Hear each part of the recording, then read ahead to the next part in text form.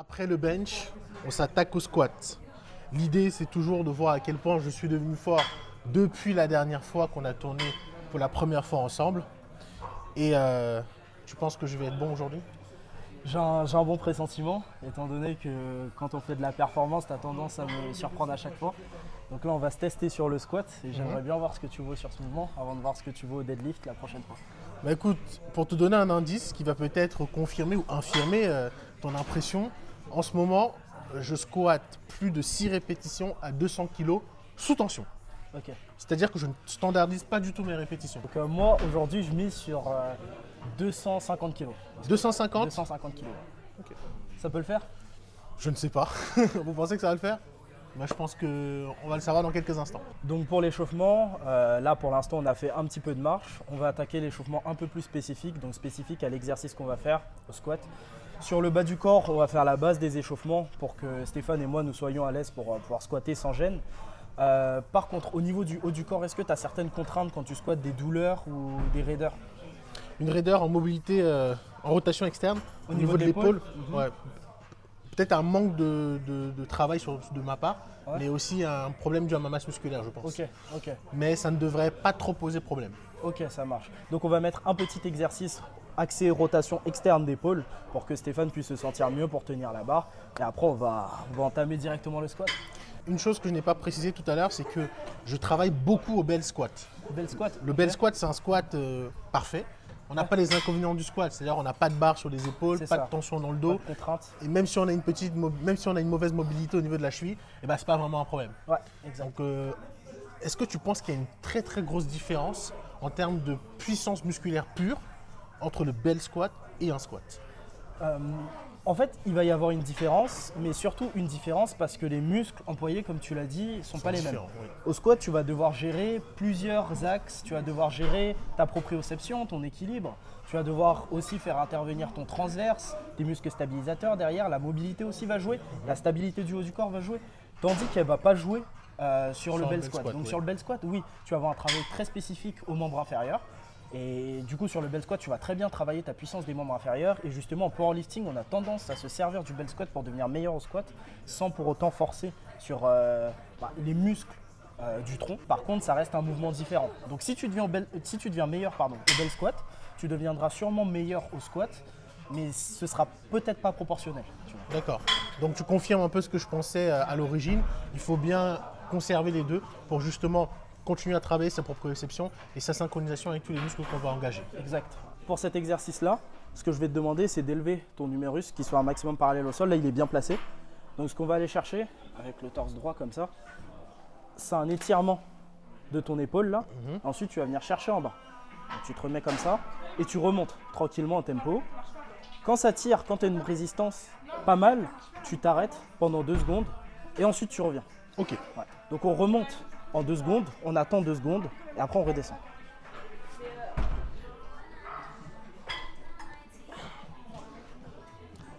Ça tire. C'est assez dur de rester stable, mais oui, là ça tire beaucoup.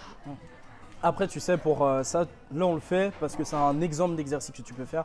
Pour ça, tu peux avoir d'autres variantes. Il y a d'autres variantes où par exemple, tu prends des poids de 2,5, tu t'allonges face par terre ou contre un banc et tu gardes tes coudes comme ça à 45 degrés. Tu maintiens les 10 comme ça pendant 25-30 secondes, puis tu reposes. Et tu fais 3 séries comme ça, tu vois. Et ça peut bosser sur ta rotation externe comme ça. Il y a plein de variantes pour bosser sa rotation externe. Le tout, c'est que ça tire bien dans l'épaule, que ça te fasse pas mal et qu'ensuite tu te sentes plus mobile quand tu vas partir sur ton squat. Comme d'habitude, quand je travaille les jambes et plus spécifiquement quand je fais du squat en début d'entraînement, je mets du flexigel pour préparer mes tendons et mes muscles à l'effort. Vous avez moins 10% sur tous les compléments alimentaires disponibles chez mon sponsor SimFit. Si vous voulez me soutenir pendant ma préparation sur la chaîne, c'est le meilleur moyen de le faire. Utilisez mon code promo chez mon sponsor.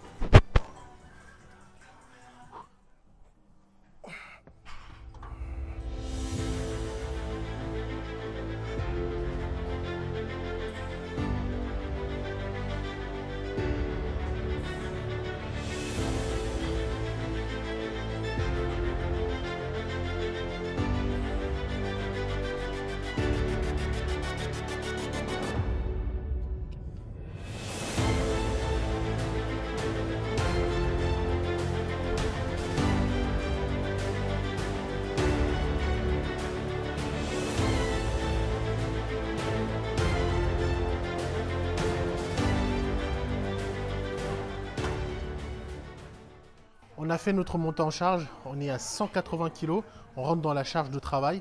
Donc l'exercice commence maintenant. Et avant de me mettre sous la barre, qu'est-ce que je dois retenir? S'il y a deux mots que tu dois retenir, c'est gainage et explosivité. Donc gainage, c'est être solide sous la barre parce que même si tu ne considères pas ça comme lourd, objectivement, à partir de 180 kg, c'est lourd, tu vois. Donc il va falloir, en fait la barre va mettre une pression sur toi, il va falloir contrer cette pression. Pour contrer cette pression, il faut que tu sois une canette fermée, tu vois. T'es en train de dire que je fais la taille d'une canette? J'ai pas dit ça, on va pas faire de raccourci, même si je le pense, je l'ai pas dit. On fait la même taille. Le gainage, ça va beaucoup passer par la respiration. Donc avant de sortir ta barre, grosse inspiration dans le ventre, on ferme tout et on se place. Quand tu te places, légère expiration. Ensuite, deuxième inspiration solide, tu fermes tout et ensuite tu descends, tu vois. On respire pas pendant les répétitions, il faut que tu sois une canette fermée. Tu veux une canette, si elle est un peu ouverte, tu appuies dessus, tout sort et c'est crabouille. Par contre, si tu la fermes, la canette, bah, elle va être solide. Donc Ok. voilà, on va chercher à se gainer et ensuite en bas, pas de contrôle.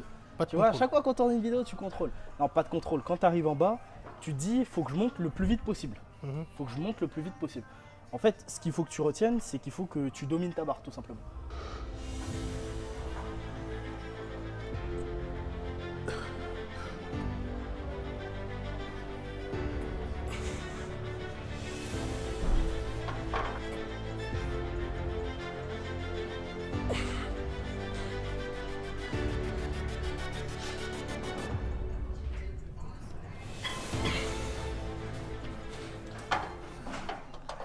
Alors 200 kg, qu'est-ce que tu as pensé de ma répétition? C'était mieux, tu avais l'air un peu plus confiant sous la barre, un peu plus organisé tout simplement.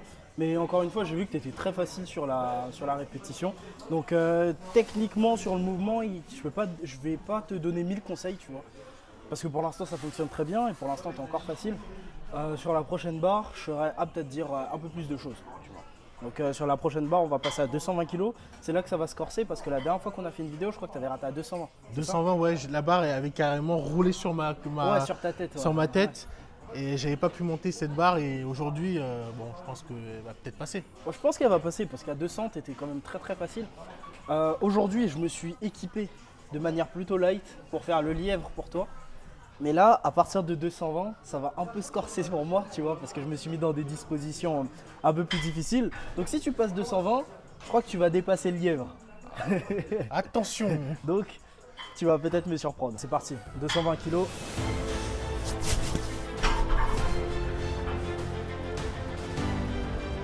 Allez, c'est parti. Solide sur le placement. Bien. Allez, stop. Ouais. Facile. Facile. Je t'ai senti très explosif sur la répétition. Donc t'étais facile, c'est une bonne chose. Mais est-ce qu'elle t'a un peu choqué quand tu l'as sorti la barre? Parce que je t'ai senti un peu tremblant en dessous. Elle m'a pas choqué, elle m'a surprise.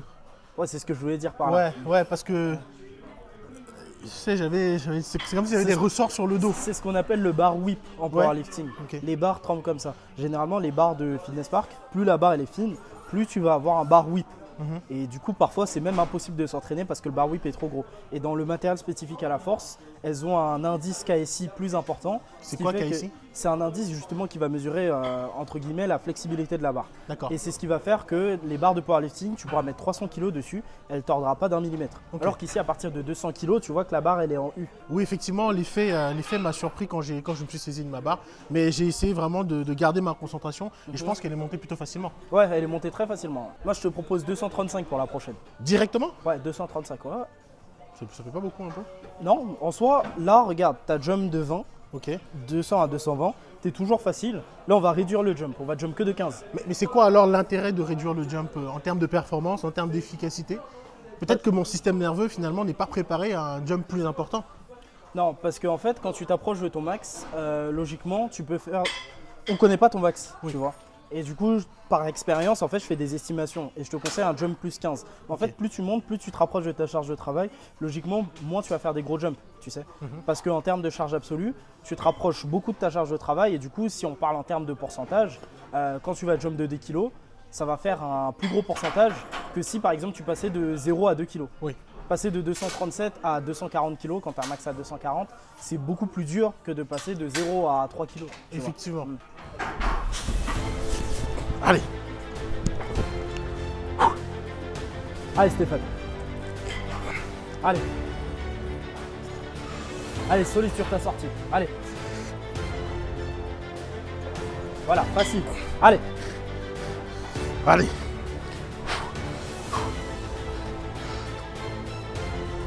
Hop, nickel. Allez.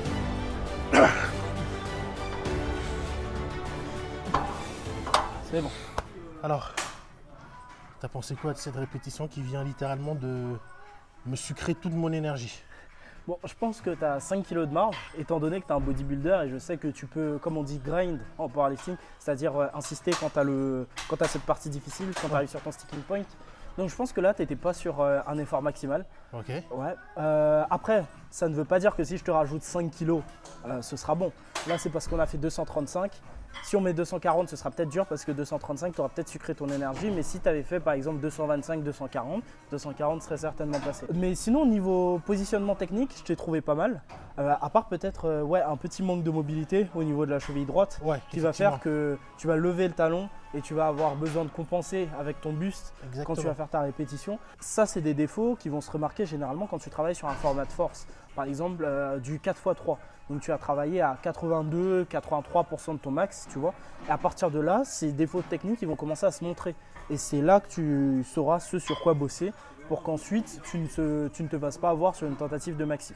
Là, tu n'es pas un adepte du travail de force, donc tu n'avais peut-être pas remarqué ces défauts-là en travaillant sur des charges light, mais plutôt en faisant brûler ton muscle pour vulgariser. Mais maintenant, tu sais quel est ton défaut et à l'avenir, si tu veux gagner de la force, tu sais que tu dois bosser sur ta mobilité. Et de toute façon, en bossant sur le format force, tu remarqueras d'autres défauts et petit à petit, tu deviendras tout simplement meilleur. Non, effectivement, le sticking point, c'est intéressant que tu reviennes dessus pour les profanes qui ne savent pas ce que c'est. Est-ce que tu peux l'expliquer brièvement? Le sticking point, c'est l'endroit en fait où on va être coincé durant une répétition. Alors le sticking point, il va être décisif dans ta répétition. Si tu passes le sticking point avec un bon positionnement et une bonne vitesse, bah ça va le faire, tu vas passer ta rep. Mais si tu arrives sur ton sticking point avec par exemple une épaule hors de l'axe, un pied mal placé ou tu arrives trop lentement sur ton sticking point, tu auras du mal à renvoyer de l'énergie pour sortir de sticking point. Alors par exemple au développé couché, pour certains, il est genre 5 cm au-dessus du torse. Là par exemple au squat, toi il est juste au-dessus de la parallèle. Au soulevé de terre, pour certains, il va être dès le décollage ou bien parfois au passage des genoux. Donc chacun son sticking point en fonction de ses leviers. Mais voilà l'esprit, enfin voilà ce qu'est le sticking point. Donc durant cette phase, il faut vraiment envoyer de l'énergie, rester concentré. Et l'aspect, je pense, pas psychologique, mais nerveux, est ultra important. Mais on va revenir sur l'aspect psychologique parce que j'ai une question hyper intéressante qui va se poser tout de suite pour la prochaine répétition. Je l'ai remarqué ici, hein, j'ai dû compenser avec d'autres muscles pour aller chercher ma charge. Et si j'avais eu un moment de relâchement, j'aurais laissé tomber de ma barre. Exactement, ouais, exactement. Bah, je t'ai senti très juste, tu vois. Si tu étais faible mentalement, je sais que tu l'aurais lâché parce que je sens que tu as eu à forcer. Et généralement, en fait, quand on est sous la barre, on croit qu'on est coincé ou que la barre est limite en train de redescendre, mais en fait, elle continue à monter. On a une perception des choses qui est biaisée quand on est sous la barre. Donc, par exemple, un tip, ce qu'on se dit, nous, en powerlifting, enfin, surtout dans mon club, quand on tire sur une barre, c'est t'arrêtes pas de tirer, par exemple au deadlift. Si c'est au développé couché, ça va être t'arrêtes pas de pousser. En fait, tant que la barre elle n'est pas retombée, bah tu t'arrêtes pas. Parce que des fois tu peux te dire ah c'est trop dur, je l'aurai pas. Et en fait non, c'est une fausse perception. En fait, elle est en train de monter et tu l'as juste laissé tomber. Tu vois ce que je veux dire? Voilà. On a mis une charge qui me fait un peu peur, je vais pas te mentir. Et ça me permet de rebondir sur le sujet psychologique que j'ai abordé tout à l'heure. Donc vraiment, d'un point de vue psychologique, là littéralement, j'ai peur d'aller sous ma barre. Peur de me blesser, peur de rater ma répétition. Mais c'est surtout la peur de me blesser qui me prend là tout de suite. Parce que je sais qu'elle va être difficile, bien plus difficile que la précédente. Et quand dans cette situation, il y a effectivement le côté visualisation, où je vais me concentrer, je vais vraiment me voir en train de passer ma barre, en essayant d'imaginer vraiment la difficulté, le sticking point par exemple, et forcer, me conditionner à aller en dessous de cette barre et la réussir. Au-delà de cette visualisation, est-ce que tu as d'autres conseils qui pourraient me permettre de m'en sortir plus facilement? Moi déjà avant tout, je pense qu'il faut accepter le fait d'avoir peur, pas essayer de refouler ta peur, parce qu'au final sinon elle va juste ressortir pendant la répétition. Il faut accepter ta peur avant la répétition et la dompter. Parce qu'il n'y a personne qui n'a pas peur en compétition. Tout le monde a peur, pas à cause du résultat de la compétition, mais tout le monde a peur d'aller sous une grosse barre. Parce que ça. En fait, je pense même instinctivement, quand tu vas sortir une grosse barre, tu sais que ouais, si je foire, je peux m'abîmer trop de trucs, tu vois. Ouais, donc ce que tu vas chercher à faire, c'est accepter le fait que tu as peur, mais te dire que tu as totalement la force de squatter une barre comme ça. Tout à l'heure, tu avais quoi, 5 kilos de moins. Là, tu rajoutes 5 kilos. 5 kilos, c'est quoi? Tu tiens le 10 de 5 comme ça, c'est rien du tout 5 kilos. Je comprends que tu sois terrifié si on met 400 kilos sur la barre, mais là, il y a 240 kilos. C'est une barre que tu peux maîtriser. C'est une barre qu'en forçant et en allant chercher et puiser dans tes ressources, tu auras forcément. Tu vois ce que je veux dire? Pour moi, c'est une barre challengeante, mais ce n'est pas une barre impossible. Donc vraiment, il faut que tu ailles la chercher, comprendre ton travail de visualisation, pas juste penser à la répétition pour le coup en ayant les yeux fermés. C'est vraiment comprendre les mécanismes de ta peur et te convaincre, t'auto-convaincre que tu vas réussir. Pour toi, l'échec n'est pas une option. Tu descends, tu es en bas, tu remontes. C'est aussi simple que ça. Tu forces. Tu dis que si tu n'as plus de force et que tu n'arrives plus à forcer, bah, tu demandes à ton corps de te créer des nouvelles cellules musculaires pour forcer encore plus. C'est aussi simple que ça. Et un autre tips qui était utilisé par l'homme qui deadlift le plus au monde et que j'utilise aussi, c'est généralement me représenter des situations extrêmes. Par exemple, c'est très trash ce que je vais dire, mais par exemple au soulevé de terre, pour devenir plus fort, je peux m'imaginer qu'il y a ma mère qui est coincée sous une voiture, tu vois. C'est hardcore, mais il y en a beaucoup qui se servent de ces images-là. Gainage, explosivité, allez.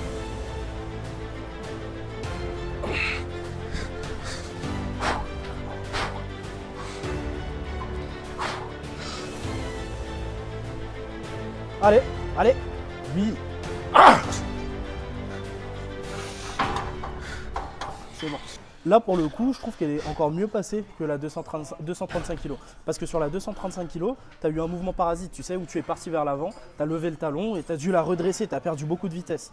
Là, la vitesse était lente, mais elle était constante. Oui. Donc là, pour le coup, je trouve qu'elle est mieux passée que la 235 kg.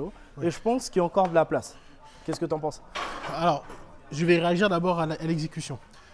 J'ai fait exprès de réduire l'explosivité de ma répétition. Sur celle-là? Oui. Ça peut paraître paradoxal, mais je suis beaucoup plus stable dans un tempo plus lent, malgré que la charge soit lourde. C'est une question d'habitude aussi. C'est une question d'habitude et de confort. Là, tu sais, je suis conditionné à faire des répétitions sous un temps de tension plus important. Ouais. Et là, quand j'ai fait ça, j'étais plus à l'aise. J'ai pu contrer le déséquilibre de ma cheville droite et j'ai forcé pour monter. Donc là, on va chercher 150. 250 pour moi, aujourd'hui il n'y a peut-être pas la place, mais tu sais c'est mon pronostic objectif. Okay. J'ai envie de te dire oui, tu vois. Mais ce genre de choses, en grande partie en force, c'est toi qui peux les sentir. On marche beaucoup sur l'autorégulation, tu vois. Pas sur la régulation, mais l'autorégulation. D'accord. Ouais. Donc à ton ressenti, soit tu peux t'arrêter là, soit tu peux aller chercher un peu plus si les barres t'ont pas vidé de ton énergie. Ou soit tu peux all-in à 250 kg. Tu as 3 options. En fonction de ce que tu vas faire cette semaine, si tu dois garder de l'énergie ou pas, en fonction de comment tu t'es senti sur les répétitions que tu as déjà faites, c'est toi qui vois. Je pense que je peux aller chercher plus loin, beaucoup plus loin. C'est peut-être une impression, mais j'ai dépensé moins d'énergie sur cette répétition que sur la précédente. Allez Stéphane, c'est la dernière.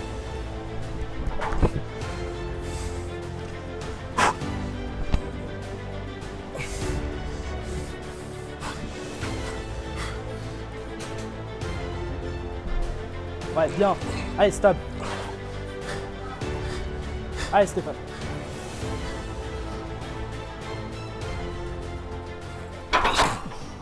Oh. Qu'est-ce qui t'est arrivé? En fait, non. Avant même. Non, je vais te dire un truc. Je vais faire une confidence. Avant même de passer ma règle, j'avais abandonné. Tu t'es dit c'est mort. Ouais. C'est bon. Pourtant, t'es bien parti. Hein. Tu as bien sorti là-bas. Tu sais qu'en vrai, j'aurais pu la passer. Mais tu sais que quand t'es arrivé là, j'ai senti que tout ton corps il s'est décontracté. Ouais, je sais pas. En fait, vraiment là, ce que je te dis, j'ai honte. Quand je suis arrivé en bas, je me suis dit laisse tomber, c'est pas grave. Tu vois, je me suis dit ça. Je comprends, ça m'est arrivé énormément de fois, moi. C'est récemment que je bosse encore dessus, tu vois.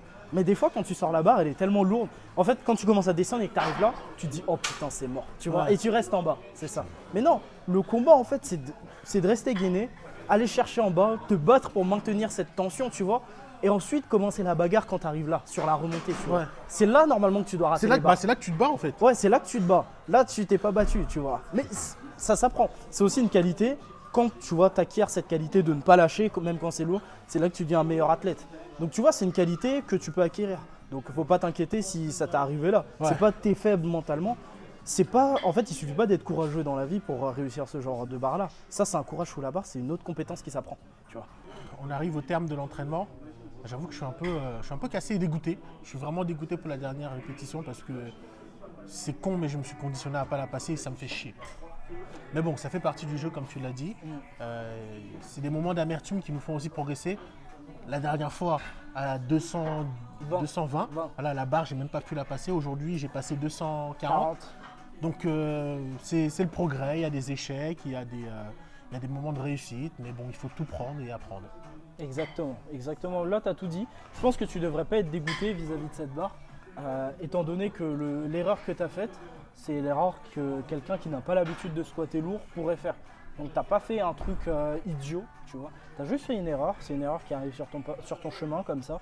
Et à l'avenir, quand tu remettras des charges lourdes, tu sauras que c'est une compétence sur laquelle tu dois bosser. Effectivement. En tout cas, merci beaucoup pour tes précieux conseils. Avec plaisir, hein, comme d'habitude. Et ça va m'aider à progresser. Je suis sûr que pour la vidéo SBD, parce qu'on va faire une vidéo SBD sur les 3 mouvements, hein, bien sûr, j'aurai mes 250, ça ne fait aucun doute. Merci beaucoup Rico pour toutes les informations, toujours très riches, très intéressantes, tes interventions. Et voilà, merci pour le temps que tu nous as accordé pour cette vidéo. Il y en a d'autres qui arrivent sur la chaîne, bien entendu. Et est-ce que tu as un mot pour la fin, pour ceux qui nous regardent? Encore une fois, merci d'avoir regardé cette vidéo. N'hésitez pas à nous dire en commentaire le type de vidéo que vous aimeriez voir à deux, que ce soit powerlifting ou non. Et voilà, j'espère que mes conseils auront pu aider. Si vous avez des questions à poser en commentaire, je me ferai le plaisir de répondre avec mon compte sous cette vidéo. Donc on se dit à la prochaine pour une prochaine vidéo.